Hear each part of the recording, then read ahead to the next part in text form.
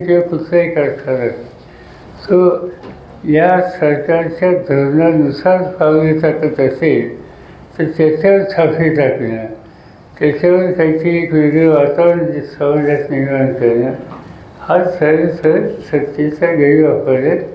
कारणं दुसरी काहीतरी असतील ती काय तुम्हाला माहिती नाही, पण त्या दुसऱ्या कारणाच्या संबंधी एक प्रकारे दहशत निर्माण करण्याचा प्रयत्न हा या ठिकाणी केलेला जातो. माझ्या मते त्यांनी कारखाना चुकीचा निवडला, तर हा कोल्हापूर जिल्ह्याचा आहे आणि कोल्हापूर जिल्ह्यात अशा गोष्टीला कोणी भीक घालत नाही आणि त्यामुळं मला असं वाटतं की हा निकाल त्यांनी का घेतला हे माहिती नाही, पण चुकीचा घेतला, चुकीच्या संस्थेच्या बाबतीत घेतला.